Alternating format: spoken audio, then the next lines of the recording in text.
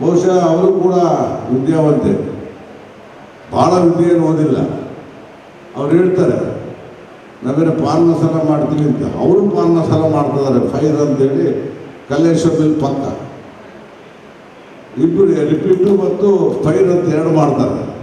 ಅವ್ರದವ್ರಿಗೆ ಜ್ಞಾಪಕ ಇಲ್ಲ.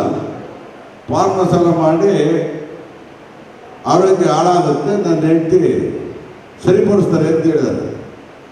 ಪುಣ್ಯಾತ್ಮ, ನಿನ್ನ ಹೆಂಡತಿ ಓದಿರೋದು ಡೆಂಟಲ್, ಮೊದಲು ಅದನ್ನು ತಿಳ್ಕ, ಹಲ್ಲು ಕಟ್ಬೋದು ಅಷ್ಟೇ, ಇನ್ನೇನು ಓದಕ್ಕೆ ಸಾಧ್ಯ. ಈ ರೀತಿ ಸ್ಟೇಟ್ಮೆಂಟ್ ಕೊಟ್ಟು ಹಲ್ಲು ಕಟ್ಬೋದು ಮಾಡಬೇಡ. ಸರಿಯಾಗಿ ನ್ಯಾಯವಾಗಿ ಧರ್ಮವಾಗಿ ಮಾತಾಡ್ತಾರೆ. ವೈಯಕ್ತಿಕವಾಗಿ ಬರೋಂಥ ಅವಶ್ಯಕತೆ ಇರಲಿಲ್ಲ. ನೀನು ಚುನಾವಣೆ ಮಾಡು, ನಾನು ನನ್ನ ಚುನಾವಣೆ ಮಾಡ್ತೀನಿ, ಜನ ಯಾರಿಗೆ ಆಶೀರ್ವಾದ ಮಾಡ್ತಾರೆ ಅವರು ಅಷ್ಟೇ ಆಗ್ತಾರೆ. ಅದು ಬಿಟ್ಟು ನಾನು ಇಲ್ಲಿವರೆಗೂ ಕೂಡ ಸುಧಾರಿಸಿಕೊಂಡಿದ್ದೆ. ಇದನ್ನು ಪ್ರೆಸ್ ಮೀಟ್ ಮಾಡಬೇಕು ಅಂತಿದ್ದೆ.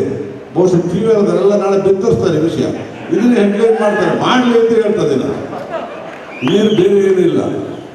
ಈ ರೀತಿಯಾಗಿ ಮಾತಾಡಿ ಒಬ್ಬ ಮನುಷ್ಯನ ಭಾಳ ಕೀಳ್ಮಟ್ಟಕ್ಕೆ ನೋಡೋದು ಭಾಳ ತಪ್ಪು. ಯಾಕೆಂದರೆ ನಾವು ಕೂಡ ಯಾವುದೇ ಸಂಸ್ಥೆ ಹೊಡೆದಿಲ್ಲ. ನಾವು ರಣ ದುಡಿದು ಕಟ್ಟಿದ್ದೀವಿ. ನಾವು ನಮ್ಮ ಇದನ್ನು ಸ್ಕೂಲನ್ನು ಅವರು ಏನೇನು ಮಾಡಿದ್ದಾರೆ ಅಂತ ನಿಮಗೆ ಗೊತ್ತು. ಈಗಾಗಲೇ ಶಿವಶಂಕರ್ ಹೇಳಿದರು ಸಿದ್ದೂರಪ್ಪ ಫ್ಯಾಕ್ಟ್ರಿ ಏನು ಮಾಡಿದ್ರು ಅಂತ. ಹಂಗೆ ಗಾಂಧಿ ವೀರಪ್ಪರು ಶಿವಪ್ಪ ಮಾಡಿದ ಫ್ಯಾಕ್ಟ್ರಿಗೂ ಅಲ್ಲಿ ಕೊಕ್ಕೆ ಹಾಕಕ್ಕೆ ಬಂದಿದ್ರು.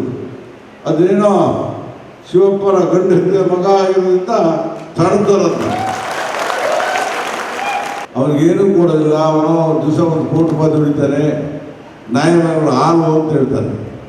ನಾನು ಎಲ್ಲ ಸಮಾಜಕ್ಕೆ ಎಲ್ಲ ಗುರುಗಳಿಗೂ ಕೂಡ ನನ್ನ ಕೈ ಮೀರಿ ನಾನು ದಾನ ಮಾಡಿದ್ರಿಂದ ನನಗೆ ಎದೆ ಬಿಟ್ಕೊಂಡು ಹೇಳೋಕ್ಕೆ ಶಕ್ತಿ ಇದೆ.